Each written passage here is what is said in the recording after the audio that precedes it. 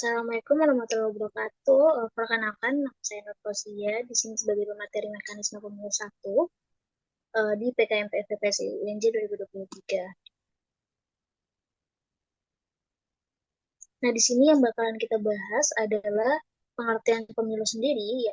Lalu ada fungsi pemilu, ada asas pemilu, ada perangkat pemilu, dan juga ada jenis pemilu, tahapan penyelenggaraan pemilu, dan surat suara. Kita masuk ke pembahasan pertama, teman-teman. Apa itu pemilu? Pemilu adalah sarana seleksi suksesi Opmawa ONJ yang dilakukan pada akhir kepengurusan Opmawa pada waktu dan tempat yang telah ditentukan sesuai dengan petunjuk pelaksanaan pemilu ONJ serta sarana pelaksanaan kedaulatan mahasiswa UNJ. Nah, ini tuh berdasarkan Perpilex UNJ pasal 1 ayat 13.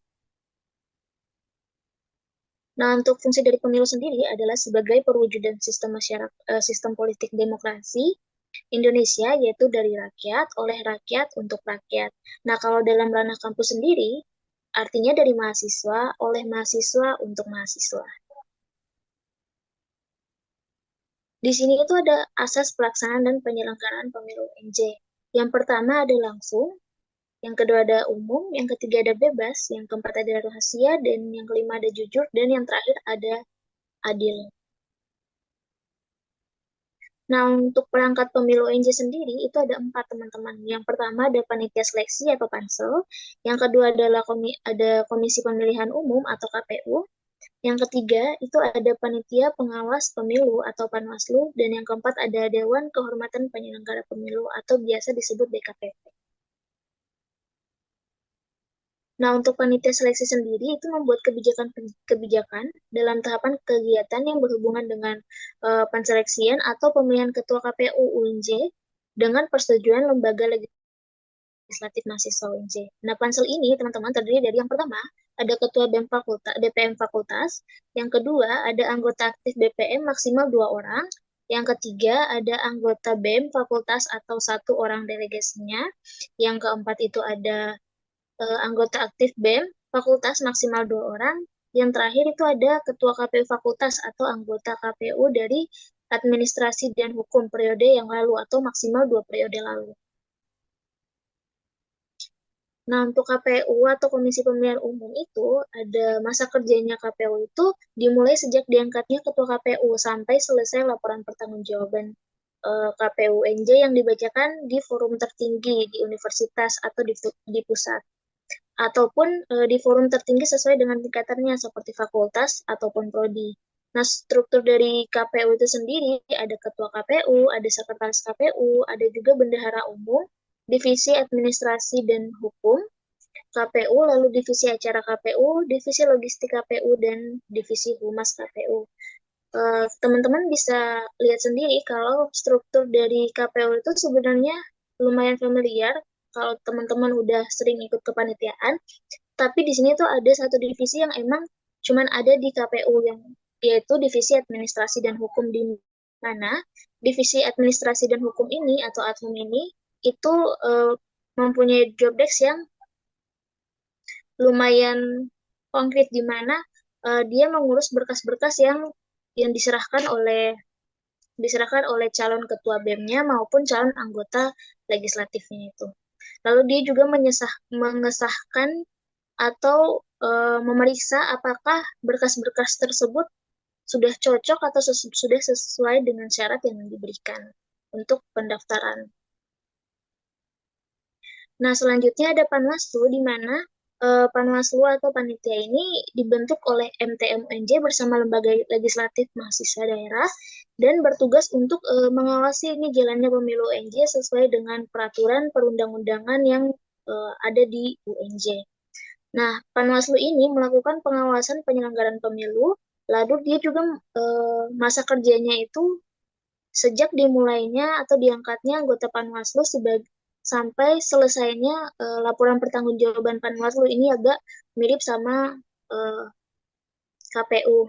Lalu untuk menindaklanjuti di sini Panwaslu adalah bertugas untuk menindaklanjuti teman-teman laporan yang berkaitan dengan pelanggaran terhadap pelaksanaan peraturan tentang pemilu. Nah, di sini Panwaslu memiliki beberapa hak ya teman-teman. Yang pertama itu ada hak interpelasi, lalu ada hak angket, lalu ada hak menyatakan pendapat, lalu ada hak mengajukan pertanyaan, dan lalu ada hak menyampaikan usul dan pendapat.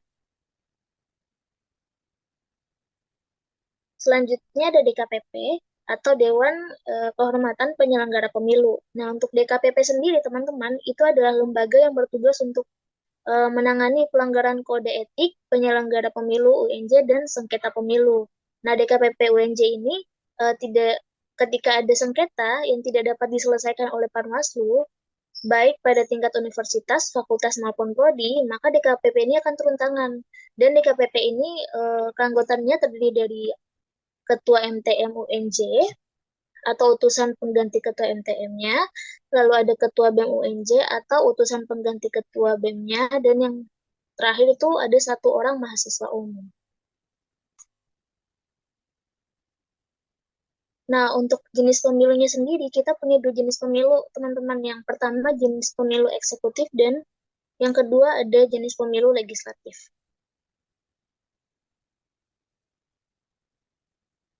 Nah, untuk jenis pemilu eksekutif sendiri, itu adalah pemilihan umum untuk memilih ketua dan wakil ketua lembaga eksekutif mahasiswa pusat secara berpasangan atau atau ketua lembaga eksekutif daerah mau dari fakultas maupun dari prodi. Nah, untuk pesertanya sendiri itu ada pasangan calon atau paslon ketua dan wakil ketua BEM UNIF. Ini untuk UNIF. Lalu ada calon ketua BEM fakultas dan calon ketua BEM atau Himapodi.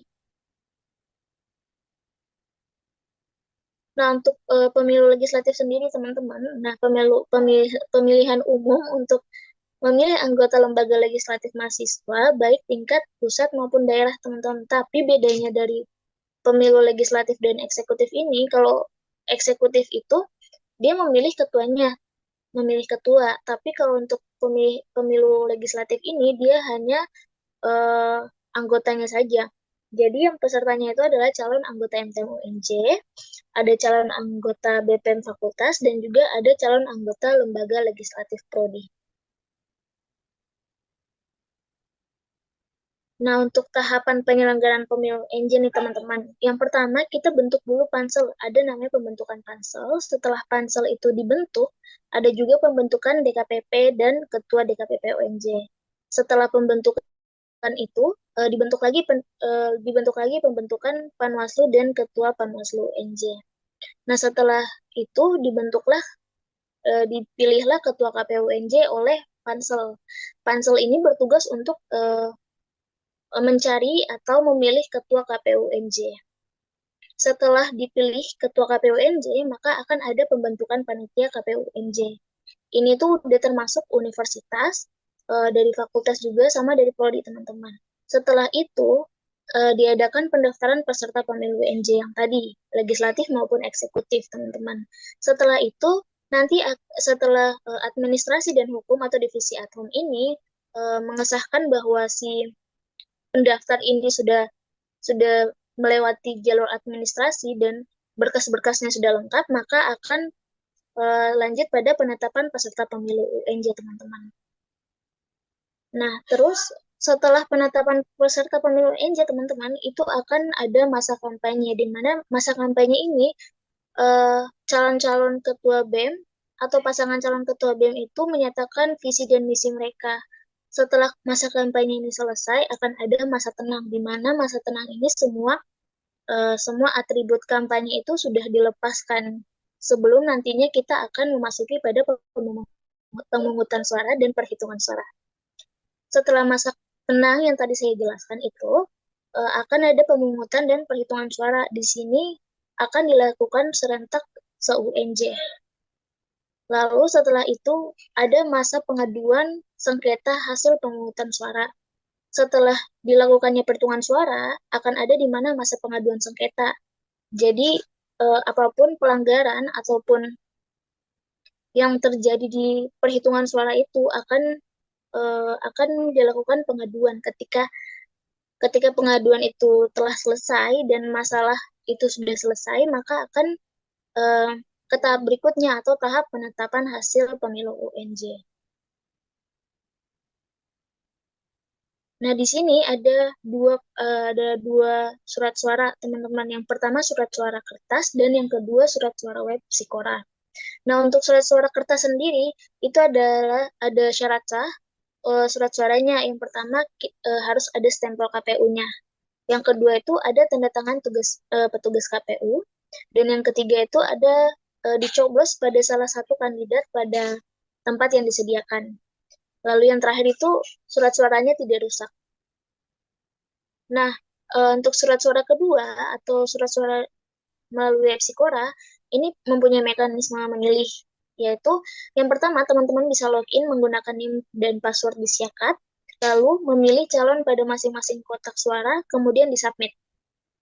Teman-teman bisa lihat contoh e-voting atau dari Sikora ini sendiri, teman-teman. Di bagian yang berwarna hijau, biru, dan merah ini merupakan surat suara yang belum teman-teman coblos. Ketika teman-teman sudah coblos, maka bentuknya akan berubah seperti yang di samping ini.